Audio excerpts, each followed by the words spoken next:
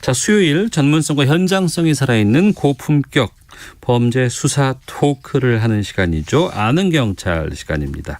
김은배 전 서울경찰청 국제범죄수사팀장 나오셨습니다. 안녕하십니까? 안녕하십니까? 예, 배상훈 전 서울경찰청 범죄심리분석관 자리하셨습니다. 안녕하십니까? 안녕하세요. 예, 아동학대 사건이 또 발생을 했습니다. 끔찍합니다. 지난 9일이었는데 아이스박스에서 20개월 된 아이의 시신이 발견이 됐고 신고를 한 사람은 이 아기의 외할머니였다고 하는데 사건 어떤 사건이었습니까? 이런 사건 얘기할 때마다 사실 좀 마음이 아픕니다. 사건은 크게 세 가지 나눠볼 수 있죠. 지난 9일 날 20대 중반의 그 부모가 있고 부모가 가해자고요. 발견해서 신고한 사람은 아이의 외할머니라고 하고 있는데 아마도 어떤 일이 벌어지는 정확히는 지금 진술이 좀 헷갈리지만은 20대들은 아이를 좀 심하게 폭행을 한 것 같습니다. 근데 그 이전부터 있었던 것 같고. 반복적으로 폭행에 의심이 되는군요. 예. 그 이전부터 있었던 것 같고 결국 사망하게 된 건 지난 9일이었던 것 같고 그 행위가 하나 있었고요. 그 행위 이후에 이 사체를 아이스박스, 그러니까 인터넷 쇼핑을 통해서 뭐 구입한 아이스박스를 그건 이제 친모가 구입했다고 합니다. 그거를 시신을 거기에 넣어갖고 그 화장실에 3주 이상 그 이상 둔 상당히 좀 오랫동안 둔 그 상황 그리고 그것을 외할머니가 발견한 상황 이게 세 가지로 나눠지는 사건이라고 볼 수 있습니다. 그리고 그 가해자인 아버지는 도망갔다가 어제 체포됐다고 합니다. 네, 내용을 좀 정확히 말씀드리면 이 20대 28세 먹은 여성하고 30세 먹은 여성하고 혼인을 하지 않고 동거 중에 있었어요. 애가 20개월 된 애가 낳는데 6월 15일경에 애가 칭얼댄다고 그래가지고 신부가 구타를 했는데 이불을 덮고 밟는 등 상당히 구타를 했어요. 그 당시에 사망했던 것 같아요. 그죠. 그 당시. 그러니까 그 친부가 사망을 시켰는데 친모는 지금 교수님 말씀한 대로 아이스박스를 구입해가지고 아이스박스에 사망한 영아를 거기 넣어놓은 거예요. 아이스박스 넣어놓고 화장실 놨기 때문에 그건 이제 아마 이제 부패 방지도 있겠지만 냄새가 안 나기 때문에 넣어놨던 거고 그렇게 했는데 아마 7월 9일 날 외할머니가 와가지고 아이가 없으니까 학대 당했다고 신고를 했는데 경찰이 와서 확인해 보니까 화장실에 아이스박스에 아이가 죽어 있었다. 근데 그 당시에 남편은 도주를 했거든요. 도주를 했는데 12일 날 검거가 됐고요. 그리고 12일 날짜에 그 친모도 그 유기치사, 그러니까 사체 유기죄를 해가지고 일단 구속이 됐어요. 아마 오늘 영장을 심사하는 거 알고 있는데요. 그렇기 때문에 친부는 영아 학대 치사가 아니고 올렸다고 하는데 사실은 영아 살해인 거죠. 이거는. 그렇기 때문에 이 사건을 보게 되면은 상당히 어린 아이 그 어린 20개월 된 아이가 딸인데요. 뭐 골절도 대퇴부 골절이라든지 피하철 상당히 폭행을 당했기 때문에 참 문제가 되는 건데 부모가 어떻게 그 아이를 이렇게 잔인하게 구타할 수 있는지가 참 크게 문제가 되고 있는 거죠. 어떻게 이럴 수가 있죠, 사람이? 그러니까 이제 아마도 그래서 이제 아까 말씀드린 것처럼 그 6월 15일 이전에도 분명히 반복적으로 했을 가능성이 높다. 왜냐하면 단번에 그러기는 어렵고 그리고 사체 상태를 봐서도 온몸에 멍이 있는 과로 봐서는 누적된 멍이죠. 그러니까 이것은 지속적이었을 가능성이 높다. 한 번에 발생한 멍이라든가 이런 것이 갑작스러운 폭행이 아니고 꾸준히 그동안 그럼 더 어렸을 때부터 폭행을 통해서 자랐던 애인 거 아니에요, 이게? 그랬을 가능성이 높은 거죠. 아이고야. 참. 그러니까 지금이 20개월이라고 하니까 뭐 우리나라에는 한 뭐 3살도 될 수 있는 거고 2살도 될 수 있는 건데 그럼 1살 뭐 그때부터 이제 이런 반복적인 폭행이 있지 않았을까라는 추정을 하는 건데 본인은 이제 가해자 본인은 얘기하는 거는 뭐 칭얼대서 뭐 때렸다라고 하는데 그거는 사실 신뢰할 수 없습니다. 그거는 이제 본인의 변명인 거고 수사를 좀 해봐야 되겠죠. 아니 그리고 나선 그 시신을 보관하려고 아이스박스까지 스스로 구매를 했다는 거예요. 친모가 구매를 한 거예요. 같이 했다고 하는데 그러니까 아마 주변 사람들한테 알릴 수도 없고 숨기려고 했던 건데 네. 그 숨겼지만 외할머니가 발견했던 거예요. 중요한 거는 친모나 친보가 아이를 그렇게 잔인하게 구타할 수 있는가, 자기가 낳은 아이를. 그리고 아이를 그랬으면 신고를 해야 되는데 사망했으면 신고도 안 하고 계속 범행을 숨기기 위해서 화장실에 보관하고 있었던 거죠. 아니 이런 일들이 어떻게 계속 이렇게 나올까요? 근데 보통 이제 이런 가정 내에서의 아동학대라든가 아동학대에 의한 뭐 치사든 살인이든 발견할 방법이 없습니다. 왜냐하면 학령기나 어린이집 같은 데에 들어갔을 때는 그럴 나이대가 되면은 확인을 할 수가 있는데, 네네. 그러니까 태어나서부터 한 4, 5살까지는 사실은 공백기인 거죠. 아니 그 아기가 태어나면 여러 가지 예방 주사라든가 면역 주사라든가 뭐 이런 걸 맞잖아요. 또 언제는 또 병원에서 꾸준히 가서 맞아야 되는데 그럴 때 확인이 안 됐었네. 그런 그 단계를 지났나요, 시기가? 아니 그거는 아니고요. 아이를 네. 이제 예방 주사를 받는 것도 있고 네. 실제 우리나라 같은 경우에 몇 개월 돼도 어린이집을 보낼 수는 있어요, 부모들이. 네. 근데 안 보내게 되면은 이제 부모가 양육을 하거든요. 양육수당을 받습니다. 어린이집 보내면은 양육수당이 어린이집 가는 거고. 그런데 이 같은 경우에는 부모들이 어린이집을 얘를 안 보냈다고 볼 수도 있는 거고, 예방 주사를 맞았는지는 모르겠지만 예방 주사 맞으러 갔어도 실제적으로는 의사들이 온몸을 살펴보지는 않거든요. 주사를 놓기 때문에 실제로 확실한 그 의사분이 명확하게 신체를 검사했다 그러면은 그 전에 폭행당한 걸 알 수는 있지만 현 이 상태로 봐서는 실제적으로 폭행을 했다 하더라도 신체를 확인하지 않으면 알 수가 없다. 보통 그리고 이제 뭐 소아과 의사 선생님들이 이제 뭐 하시겠지만은 일부 병원 같은 경우는 간호사들이 네네. 접종을 하는 경우가 있기 때문에 아까 팀장님 말씀하신 것처럼 의사가 직접 전체 이제 몸을 확인해 갖고 뭐 주사 놔야 되는데, 만약 이랬을 경우 이제 부모가 항의를 하겠죠. 우리 그렇죠. 무심하는 거냐 이런 방식이라고 하면 사실은 좀 문제가 있을 수 있으니까 지금 이 경우도 사실 그게 이렇게 확인을 할 수 있는 의무 조항 같은 게 있어야 되는데 그것은 되지 않았고 어쨌든 예방 접종은 됐지만은 정확한 확인 상황은 안 된 것 같습니다. 근데 집에다가 이렇게 시신을 이렇게 그 장기간 보관하는 그 심리는 어떤 거예요? 이제 보통 이제 이거를 범죄 심리로 보면은 이제 영아 살해라고 하는 큰 포괄적인 걸로 하고요. 뭐 네오네탈사이드라고 하는 별도의 어떤 항목이 있긴 합니다만은 그런 경우에 영아 살해는 보통의 경우는 그 친모, 모친이 가해자일 가능성이 제일 높습니다. 네. 왜냐하면은 이 모친이 다른 부부 생활에 문제가 생길까봐 스스로 이제 자녀를 살해하는 그런 방식이 영아 살해인데, 우리나라 같이 이제 복합 사회 같은 경우는 부모가 이 영아를 살해하는 방식으로 좀 전환이 되는 것 같습니다. 특히 이제 젊은 부모들, 특히 네. 20대나 이게 육아 경험이 없거나 아니면 다른 어떤 그 이 가족 스트레스 상황 하에서 발생할 수 있는, 근데 이 부분이 우리 같은 경우는 치밀하게 연구되어 있는 상황은 아닙니다. 그냥 처벌 정도를 하는데 집중적으로 연구되거나 이렇게 대응되는 어떤 종류는 아닙니다. 그러니까 그 동거 중인 부부였다는 거 아니에요? 그렇죠. 사실은 혼인 신고는 안 됐던 걸로 알고 있거든요. 그러니까 사실은 부부인데 실제적으로 그렇다 하더라도 애를 양육할 책임도 있고 애를 잘 양육해야 되는데 불구하고 남편이 아주 무자비하게 구타를 했다고 보는 거죠. 이 친모가 이렇게 주장을 했네요. 자기는 아이를 전혀 때린 적이 없다. 다만 자기도 가정폭력을 당하고 자랐기 때문에 아이가 죽었을 때 신고를 못한 것이다. 이런 얘기를 했다고 했는데, 배상훈 교수님, 이 주장의 신빙성은 어떻게 보세요? 그러니까 두 가지 가능성이 다 있다고 봅니다.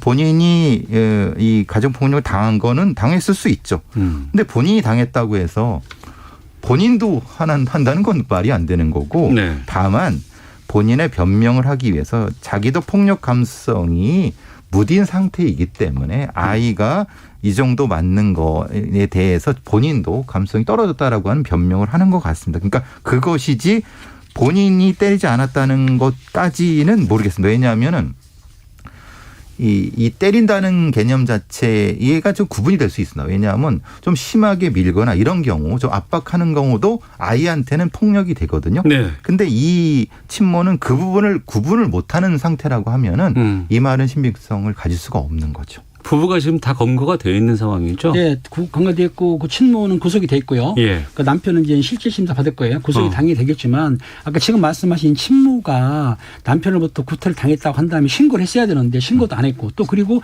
아기가 사망했으면 당연히 신고해야 되는데 안 했다고 한다면 어느 정도 공범 관계가 있지 않나도 의심을 해봐야 되죠. 그렇죠.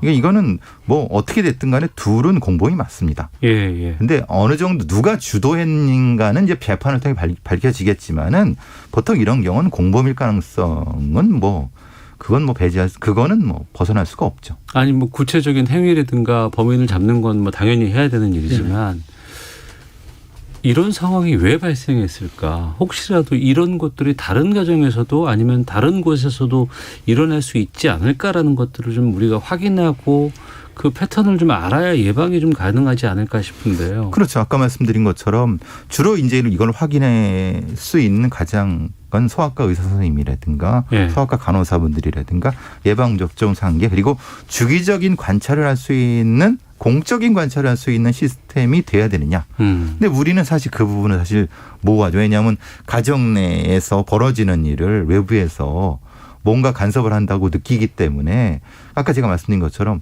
딱 그 2살부터 5살까지가 빈 공간이라는 겁니다. 그것을 어떻게 될 것인가가 심각한 고민인 거죠. 네. 그러니까 바깥에 어린이집이라든가 유치원 같은 데는 분명히 눈으로 보이니까 유치원 교사라든가 이런 사람들이 신고도 할 수 있지만 네네. 딱 그 3년 동안은 사실은 빈 상태인 거죠. 지금 딱 이 아이가 곧 초입에 있는 아이인 거죠.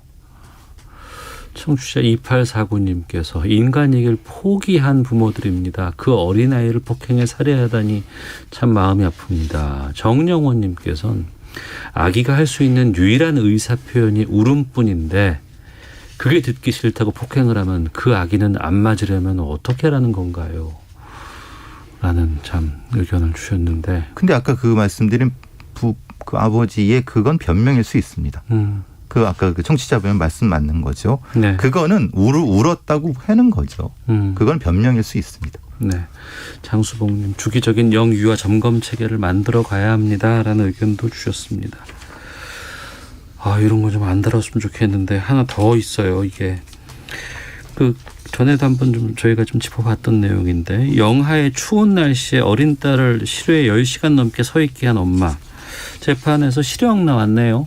그렇습니다. 그 5살 먹은 자기 딸을 그 이혼한 남편이 있습니다. 남편 회사나 주거지성에서 겨울에 2월 달이에요. 그 추울 때에 밖에 세워놨는데 무려 이제 2월 1일부터 2월 6일까지 그 한 7차례 걸쳐서 33시간 동안 세워놓은 거예요. 그러니까 2월 2일 같은 경우에는 영하 2.4도가 됐다는 거예요. 그래도 불구하고 그 아이를 그 남편 회사라든가 집 앞에 세우는 이유는 뭐냐면 남편한테 압박을 가한 거예요. 어떤 사생활 같은 걸 이제 간섭하려고 하다 보니까 그럼 자기가 가서 감시하든지 아니면 만나든지 하지 그 옷에 먹은 어린 딸 추운 날씨에 세워놨다는 거는 잘못하면 애가 저체온증으로 사망할 수 있는데도 불구하고 이 엄마는 엄마 아기를 포기한 거죠. 애를 수단으로 받기 때문에 예. 그 아빠 회사에 세워놨던 거죠.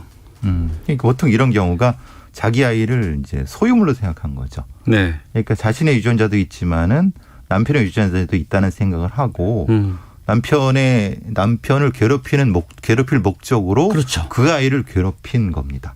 이거는 우리가 앞서 말한 것보다 더 극악한 형태의 아동학대 사례라고 볼 수 있습니다. 네.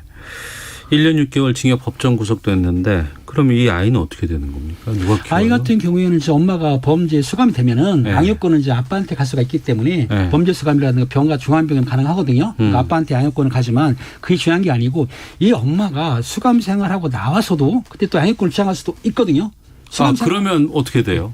그럴 경우에 이제 물론 재판으로 할 수도 있고 네. 아니면은 그 양육권 친부한테 포기각서를 받아도 되긴 되거든요. 네. 일단은 수감됐기 때문에 수감쟁이는 양육권을 주장할 수가 없기 때문에 애기 아빠 즉 친부가 아이를 양육할 수 있는 거죠. 법상으로는 검사가 양육권을 박탈한다고 하죠. 네. 그걸 신청하게 되면 양육권이 박탈이 되는데. 근데 그때는 구속 상태까지만 가능한 거예요? 아닙니다. 그렇지 않습니다. 않죠. 그 뒤까지 가능한데 지금 네. 이 아이의 문제는 이 남편분도 사실은 문제가 있는 것 같습니다.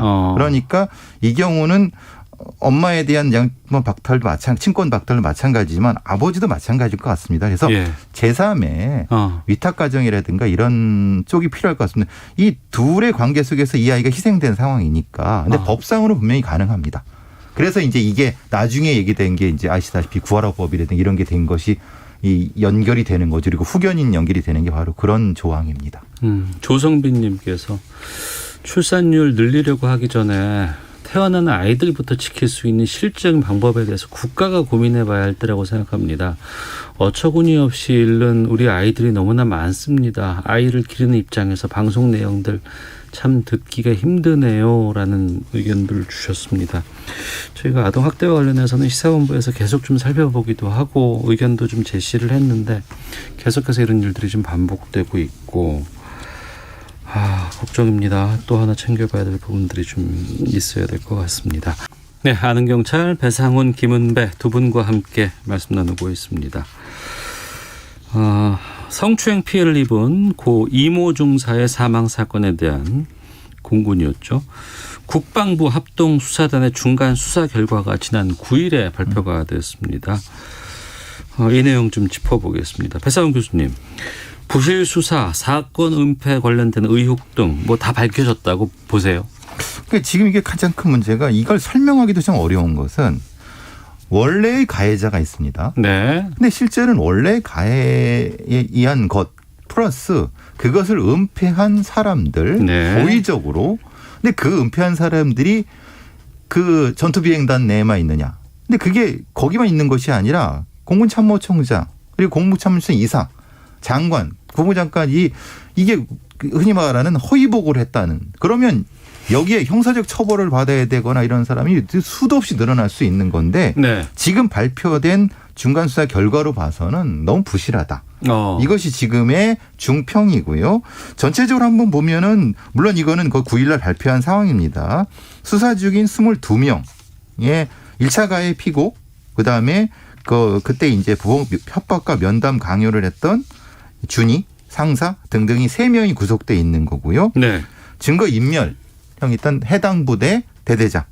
그다음에 이런 사람들은 또 불구속돼 있는 상태고 12명이 수사 중인 거고요. 여기까지는 이제 직접적인 부분인 거고 그 다음부터는 소위 말하는 직무유기 관련된 거 군사경찰 대대장부터 국선 변호인 그다음에 공군본부 법무실장까지 군사경찰단장까지 지금 어디까지가 얼마나 연관돼 있는지가 속 시원히 밝혀진 게 없습니다. 그냥 수사하고 있다. 징계 내릴 거다. 정도가 9일 발표의 핵심이라고 볼 수 있는 거죠. 그럼 두 분께서는 이제 경찰 출신이시기 때문에 제가 이렇게 질문 드려볼게요. 그럼 이번 국방부 합동수사단의 중간 수사 결과 발표는 중간 수사라서 그랬던 걸로 보세요? 아니면 발표 내용 보니 이 정도밖에 안 될까라는 아쉬움으로 좀 보세요. 지금 아쉬운 건 있죠. 국방부 검찰단에서 지금 발표한 게 9일 날 한 22명을 입건해서 10명을 기소한다 그랬고 말씀드린 대로 뭐 보직해임이 6명이 있고 또 공군 20단장 같은 경우 해가지고 한 9명 정도 보직해임을 했어요. 총 네. 16명을 징계에 넘겼는데 실제적으로 가장 중요한 거는 이중사는 구속이 됐고 예. 그런데 이중사 사건 때 보고가 누락됐거나 은폐나 축소했거나 아니면 협박하거나 뭐 무모한 경우를 전부 다 이제 걸은 거예요. 그러니까 윗상사들이 실제적으로는 이 사건을 직접적으로 가담을 했느냐 아니면 간접적으로 가담을 했냐에 따라 틀린데요. 입건하는 게 중요한 게 아니고 재판에 가져가게 되면은 여기에 입건된 사람들이 법에 능한 사람들이 있다. 그러니까 법에 능한 사람이 있다는 건 어떤 뜻이죠? 검찰 공군 사람들이 본부 법무실 같은 경우. 법무실 같은 경우. 그렇기 때문에 이분들이 검찰에서 넘겨서 재판을 받을 때에 네. 실제적으로 자기 방어를 할 것이다. 그러니까 확실하게 수사를 했는지 안 했는지 아무도 몰라요. 입건만 했을 뿐이지 정확한 증거를 가지고 아니면 절차에 따라서 했는지 아니면 여론에 밀려서 그냥 수습 차원에서 인원만 좀 늘려서 그리고 그 해당된 사람들을 좀 불성실하게 수사를 했을 수도 있을 것이다. 이럴 경우에 사실은 민간 수사단이 참여했으면 싶은데 군인이 감각이기 때문에 민간은 참여할 수가 없고 군 자체가 이제 참여한 거죠. 그렇기 때문에 약간 제 생각에는 발표는 중간했지만은 이선에서 더 플러스해서 몇 명만 더 입건하고 종결되지 않겠느냐 그런 우려가 있는 거죠. 가장 걱정되는 건 그겁니다. 예. 그러니까 제대로 수사해서 증거를 찾아서 기소를 하면은 모를까 지금 팀장님 말씀하신 것처럼 어설프게 대충 기소를 하고 재판에 넘겼는데 무죄가 나버린다거나 이러면은 이건 면죄부를 주는 꼴이 되는 거죠. 그렇죠. 그러면은 이 수사하는 당국이 말하자면 지금 정확히 말하면 국방부 합수단에서 수사를 했다고 하는데 그 수사 내용이 정확히 뭔지를 전 모르겠어요. 이 발표상으로 보아서는 그냥 기존에 있었던 그 직접 가해자와 관련된 개선에 있는 사람 몇 정도고 나머지는 다 징계 사항이거든요. 네. 그러니까 수사가 진행된 것이 아니라 진행을 할 거다라고만 돼 있어요. 그러니 이거를 중간 수사 결과라고 발표를 했다는 거 보고 저는 참 이 발표를 직접 봤거든요. 네. 뭐 저렇게? 라는 굉장히 허탈한 느낌이 들었어요. 저렇게 해서 이 공군 법무실에 있는 사람들, 그러니까 법률 전문가들이 이건 다 빠져나갈 텐데 이런 생각이 들었어요, 저는. 그 부분을 좀 돌아보겠습니다. 그 고 이중사가 네. 성추행을 당하고 나서 이걸 여기저기에다가 호소를 하고 신고를 하고 도와달라는 것을 했어요. 네. 헌데 그건 다 묻혀버렸습니다. 그렇죠? 그리고 나서 이제 극단적인 선택을 하고 나서야 이게 여론들이 움직이고 하니까 제대로 좀 수사가 들어갔고 그때도 기억하는 게 압수수색 들어간다고 어쩐다 하지만 정작 법무실이라든가 이런 곳에 압수수색 안 하고 나중에 들어가. 했죠. 네. 포렌식도 늦게 했죠. 네. 문제가 되면 문제가 된다고 여론들이 들끓으면 지적이 되면 그때서야 뒤에 가서 한 번 더 하고 한 번 더 하고 지금 이런 상황이란 말이에요. 근데 중간 수사 결과 발표가 나왔는데 지금 상황을 본다 그러면 이것도 역시 좀 부실해 보인다.